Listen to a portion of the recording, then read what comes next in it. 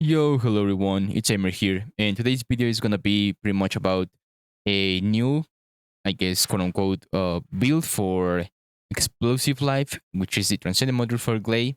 As we know, as of the recent hotfix, um, the module received a huge damage buff increase. However, they reduced Gley's passive to spawn life spheres, which are, when you use Gley, they are like the blood balloons that you see when you use her. So they put a limit on 10 at a time. If you want to have more, either you wait for them to despawn or use them or consume them, however you want to do it. So let's get straight into the build. So the build is pretty simple. We have Explosive Life, which as we can see here, we're gonna be pretty much using it always in frenzied state, because if we don't use it in frenzied state, we lose um, a lot of power modifier. So we're always gonna be using in frenzied state. As we know, obviously, when using Gley, we never wanna get out of frenzied state, but yeah. So as you can see, we have damage skill power times 1600. And then we have a funny thing that says per 10% of HP consumed, skill power plus 10%, right? This means that the less HP Gley has, obviously, as we know, the more damage he will do. The only problem is that we kind of like we can't use this module starting any type of dungeon or activity, because we first need to collect life power, which is, as you can see here, the red bar below the shield, right? That's our life power, and we always gonna be needing that to use Gley Explosive Life. So we first will need to kill something with a weapon, and then hope that we can collect really fast. So let's get straight into the build. Again, we have non-attribute amplification. We have focus on non-attribute, focus on dimension, and dimension amplification. Now, this is because Explosive Life is a dimension skill, obviously, and non-attribute. So we're gonna those are gonna be our main damage modules. And since we want cooldown, we're gonna use MP conversion and nimble fingers, as well as both focus modules here. And that's are pretty much gonna be our core build, right? One funny thing that you can do with Explosive Life is that the radius of damage can be expanded by a lot. So we're going to be using skill expansion and amplification control. We could use maximize range here, but the problem is that we lose the 20% of modifiers, so we don't want that. So we're going to go for amplification control. We're going to use one HP module, and the last module, this is up to you, by the way. You can use whatever you want here, up to you. And the last module is actually something that can be really funny, but also work against you, because as we know, conditional recharge is when using a skill consumes 17% of max HP and recovers shield. We don't care about the shield, but we want the consume max HP. Why do we want this? Well, I will show you right now. So the way I'm gonna show you how it works is, first I'm gonna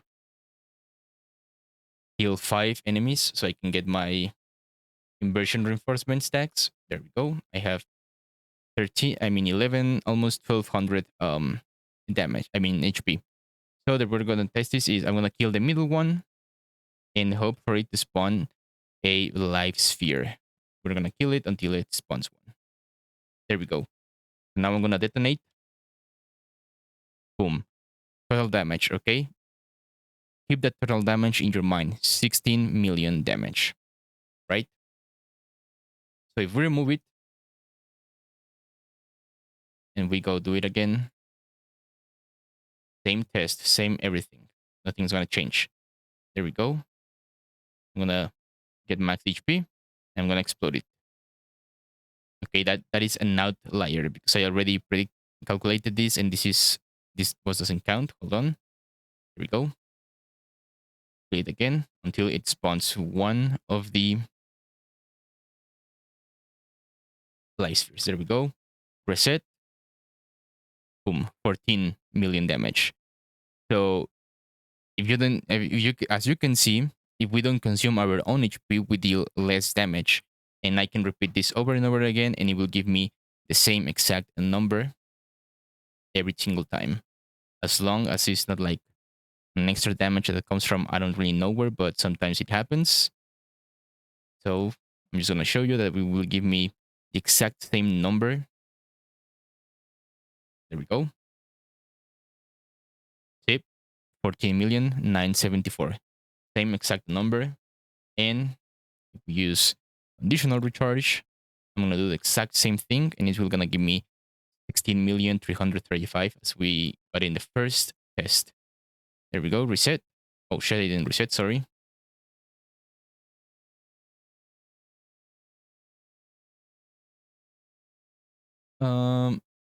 There we go. Reset. Explode. 16,335. So as you can see, if we consume our own HP instead of waiting for the mobs to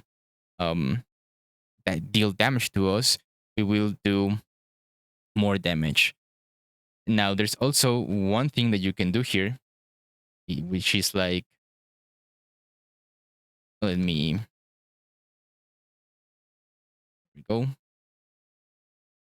Let me see if it happens here. There we go.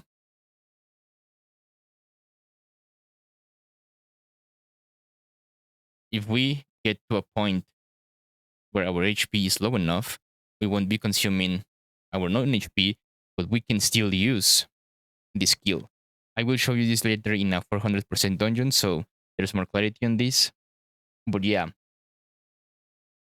since we don't really need any other module, there's no other module that can give us a benefit here other than like consuming our own HP.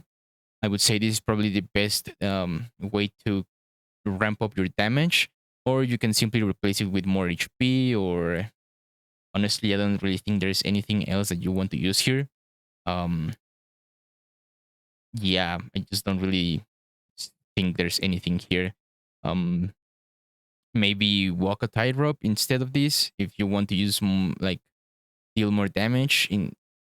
I don't know, but those are probably the new options, right? Either walk a tightrope, conditional recharge, or other HP module in here. So let's get to the components. For our components, we are gonna want a Slayer always for this in case of this build, because we want the most damage possible, and we don't really care about consuming our own HP because that's exactly what we want to do more damage. As far as Reactor goes, I don't have it upgraded because I don't think I'm gonna be entirely using this. I'm just showing you this build in case you want to build it, but I'm not really gonna build into it. But obviously, if you have Reactor level 5, you're gonna do way more damage.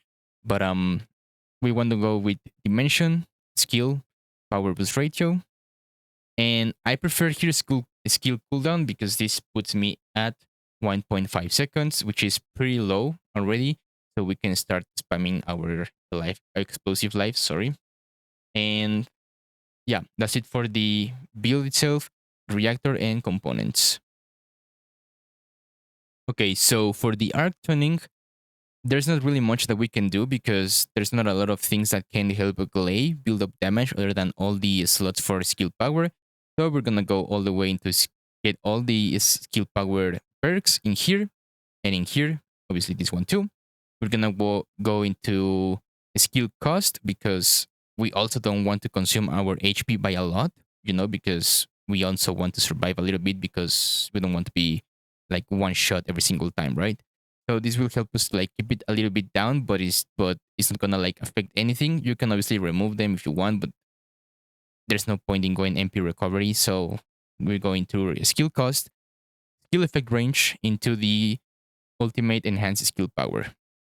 Now, I know this is not level 40, but like I said, there's not a lot of things that Gley can have to, support herself for skill power specifically. So there's two options that you can do here. You can go all the way up into the cooldown to even spam it faster, or you can go down for the HP so you can, be like a little bit more tanky, or try to go here for the golden one. It's up to you. But as far as the core build goes, we only want the skill power right here. It's up to you which path to take. If you want to go for the cooldown or you want to go to the HP. Now, for the inversion reinforcement, honestly, I would suggest that you use this one right here, arc circulation tactic.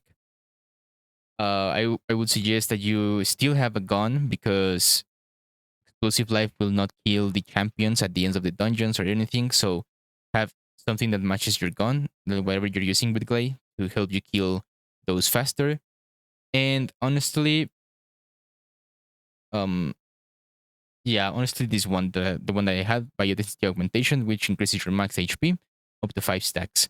I would say this is the perfect inversion reinforcement for explosive life Gley. I don't really think there's anything that you can change so that it helps. Maybe, but big maybe this one here, anti-body explosion, or in any case, if you want to a little bit more survival, selective cellular stimulation. So those are the arc tuning and the inversion reinforcement perks that you will need or want for this build. And I'm gonna leave you at the very end just a showcase on how it works in a 400% dungeon, so you can kind of like see how it plays. Okay, so I'm actually gonna do this run live, no cuts, no anything, no editing, and I'm gonna do the shelter 400% dungeon. It has a chill power modifier. I wanted to do the other one, but this one has a non-attribute modifier, so it would be kind of like disingenuous to show that because this has the modifier, right? So I'm gonna do the shelter. I'm gonna do it public because honestly, this build kind of sucks balls playing solo, so I'm gonna do it public. I'm gonna queue for it. I'm gonna pause the video while it matches me, and I'm see you guys once I found a match. Okay, so here we are.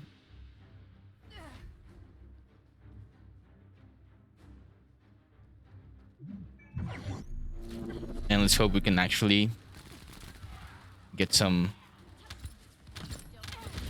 All right. And then we just start spamming this. Sadly, we got Abiesa, so it's a little bit faster than us. But here's where we just are gonna be.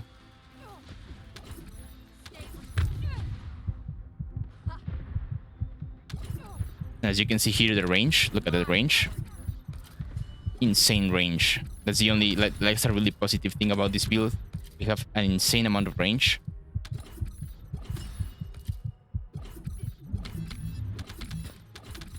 And let's hope that we can still catch up here to Biesa, which is really fast.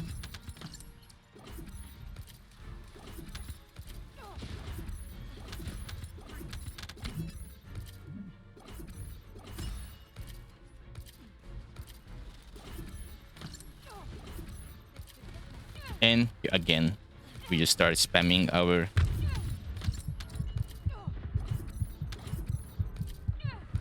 Ooh.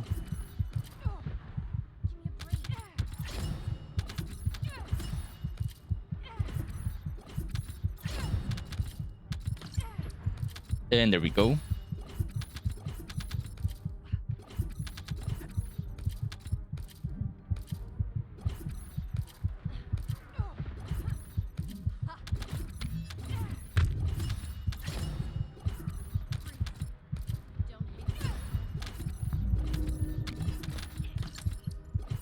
So this is where the build just kind of falls off, honestly, because we cannot kill the champions. Like, we cannot damage them, but honestly, it's not like really...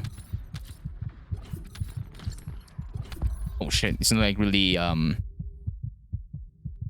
realistic to think that we're gonna one-shot the champions at the end of the dungeon. So honestly, just smack them with your gun here. Whatever gun you have, just smack them around with it. Doesn't really matter. But I didn't actually do anything right now, but But yeah, that's pretty much how it plays. The reason I said that the build is kind of bad solo, I can show you why. I don't really mind, but let me just do this real quick. I'm not gonna do the full run because it will take like a long time, so I'll see you guys when I get into the solo dungeon.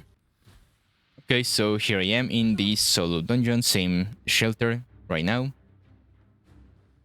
And we're gonna try to get some life power really fast.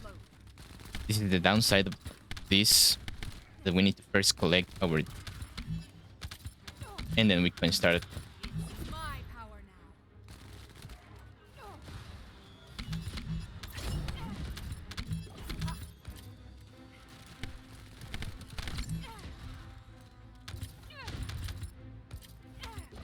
You see what is the problem? The problem is that if you're solo, you actually need to hope that you spawn enough life spheres so that you can start killing everything. Because if you don't, then it's actually trouble. See right now?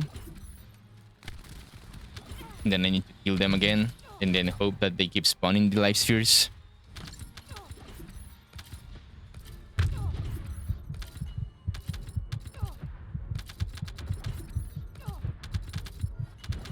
We can just spawn, and there we go. Everything's dead. So that is pretty much. I'm not gonna complete it because honestly, I don't really want to. But yeah, this is pretty much how the build itself works.